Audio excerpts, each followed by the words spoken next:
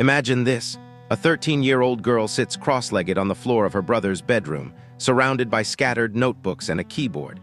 She's recording a haunting melody that would soon ripple through the music industry like an unexpected storm, forever altering its landscape. That song was Ocean Eyes, and that girl was Billie Eilish pirate Baird O'Connell.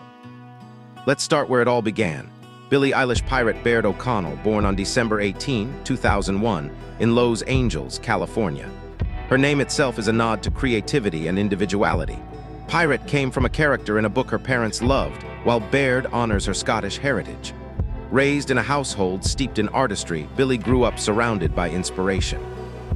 Her mother, Maggie Baird, an actress, musician, and teacher, and her father, Patrick O'Connell, who transitioned from construction work to acting, nurtured their children's artistic inclinations from a young age. Their home wasn't just a place to live, it was a haven for self-expression. Acting classes, impromptu jam sessions, and DIY projects were part of daily life. At just 6 years old, Billie joined the prestigious Los Angeles Children's Chorus, where she honed her vocal skills and developed a keen ear for harmonies.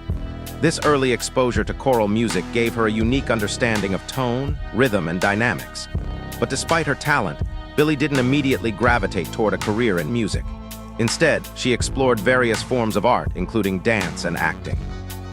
In fact, she appeared in commercials and small TV roles as a child, showcasing her versatility as a performer. However, it wasn't until adolescence that her true musical talents began to shine. Picture this: Finneas, Billie's older brother and lifelong collaborator, writes a song called Ocean Eyes for his band. He casually asks Billie to sing it, not expecting much, but something magical happens. Her voice, ethereal, vulnerable, and raw, transforms the track into a masterpiece. Uploaded casually to SoundCloud in 2015, the song explodes overnight, catapulting the siblings into uncharted territory. Suddenly, they weren't just making music in their LA home, they were crafting a revolution. What made Ocean Eyes so special? It wasn't just Billie's voice, it was the emotion behind it. At 13, she already had a maturity and depth that resonated with listeners worldwide. The song's dreamy production, combined with her haunting delivery, created a sound unlike anything else in the mainstream at the time. Within days, Ocean Eyes went viral, garnering millions of streams and catching the attention of record labels. But how did they do it? What makes their creative process so unique? Unlike many artists who rely on high-tech studios and teams of producers, Billie and Finneas operate from the comfort of their childhood home. Their setup is minimalistic: a laptop, a microphone, and endless imagination. This stripped-down approach allows them to experiment freely, unburdened by industry pressures or external expectations. It's no wonder their songs feel so intimate. As Finneas once said, "We make music as if no one's listening, and that's when people truly hear it." Their creative process is a dance between intuition and collaboration. Finneas often starts with a simple melody on the keyboard, experimenting until something clicks. Billie then adds her own emotional layers, transforming raw ideas into fully realized songs. This synergy isn't just about talent, it's about understanding each other's strengths and weaknesses. Their home studio is more than a workspace, it's a sanctuary where dreams take shape. The walls are lined with posters, notebooks filled with scribbled lyrics, and instruments scattered around like pieces of a puzzle waiting to be solved. Each session feels organic, almost like a conversation rather than a structured recording. Finneas describes their process as messy but magical. Sometimes, a song will come together in a single day. Other times, it takes weeks or even months to perfect. For example, Bad Guy started as a bass loop Finneas created during a casual jam session.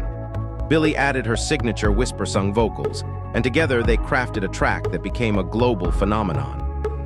Similarly, When the Party Over evolved from a simple piano riff into one of the most emotionally charged ballads of recent years. One of the most fascinating aspects of their collaboration is how seamlessly they blend genres. Billie's music defies categorization, drawing influences from pop, electronic, hip-hop, jazz, and even classical music. This genre fluidity reflects their open-minded approach to creativity. They don't set out to make hits, they set out to tell stories. And those stories resonate deeply with audiences because they're authentic and unfiltered. If there's one word to describe Billie's artistry, it's darkness. From eerie lullabies like Bury a Friend to unsettling visuals in All the Good Girls Go to Hell, Billie explores the shadowy corners of the human psyche. Why? Because darkness is universal. We've all felt lost, scared, or alone at some point. In her debut album, When We All Fall Asleep, Where Do We Go?, Billie invites us into her nightmares, confronting fears of failure, death, and self-doubt. Yet here's the twist. Even in the darkest moments, there's beauty. Take Everything I Wanted, for example, a song about depression and suicidal thoughts that ends with a message of hope. Billie reminds us that vulnerability can lead to connection, and pain can pave the way for healing. Her exploration of mental health goes beyond abstract metaphors. Billie has been open about her battles with Tourette's syndrome, body image issues, and depression. These struggles seep into her lyrics, creating songs that are equal parts cathartic and chilling. Bury a Friend, for instance, is a spine-tingling anthem inspired by nightmares, but also reflects inner demons, the voices telling you you're not good enough. Billie doesn't shy away from these themes. Instead, she embraces them, turning pain into art. She says, "If I can make someone else feel less alone, then maybe my suffering means something." Isn't that powerful? Another recurring theme in Billie's music is existentialism. Songs like Ilamillo and Therefore I Am delve into questions of identity, purpose, and mortality. In interviews, Billie has spoken about her fascination with the afterlife and what happens when we die. This curiosity permeates her lyrics, adding a philosophical layer to her work. For instance, in Happier Than Ever, she sings about realizing her worth after enduring toxic relationships. The song's crescendo mirrors the emotional roller coaster of self-discovery, capturing both the chaos and clarity of personal growth. Billie's music isn't just auditory, it's visual. Every music video feels like stepping into a dream or nightmare. From the eerie green glow of Bad Guy to the apocalyptic imagery of All the Good Girls Go to Hell, her visuals are as layered as her lyrics. Did you catch the environmental message in that video? Or how Therefore I Am flips consumerism on its head with playful rebellion? Billie doesn't just create music, she builds worlds. Take Happier Than Ever, for example. The title track's crescendo mirrors the emotional roller coaster of realizing your worth after toxic relationships. Visually, the video juxtaposes serene landscapes with chaotic cityscapes, symbolizing the internal struggle between peace and turmoil.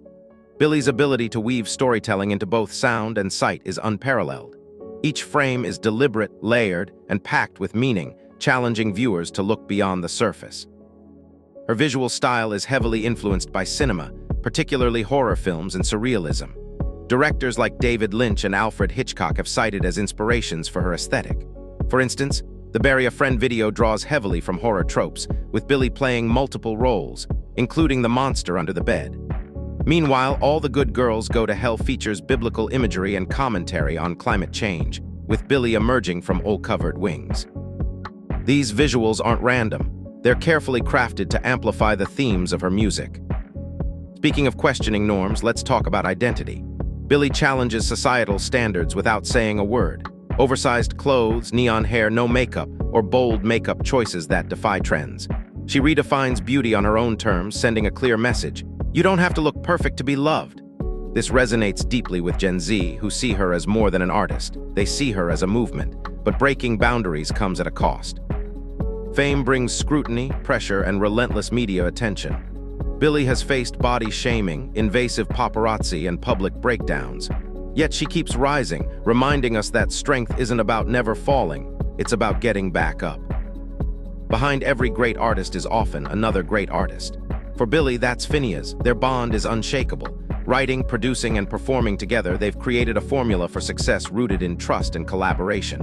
Ever wondered why their music feels so intimate? It's because it's made in the comfort of home, free from industry pressures. They've proven that creativity thrives when nurtured by love. As Billie puts it, Finneas is my person. And that partnership is the heartbeat of everything she does.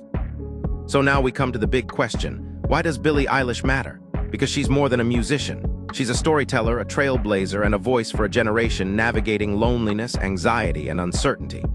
Her songs remind us that it's okay to feel lost, as long as we keep searching. Her style teaches us to embrace who we are unapologetically. And her resilience shows us that even in darkness, there's light waiting to break through. Beyond her music, Billie is shaping culture. From championing environmental causes to challenging gender norms, she uses her platform to spark conversations. Look at Therefore I Am, a bold critique of consumerism wrapped in infectious beats. Or take All the Good Girls Go to Hell, where Billie critiques climate change while drenched in oil. Her visuals aren't random. They're deliberate, layered, and packed with meaning. They challenge viewers to look beyond the surface and question societal norms.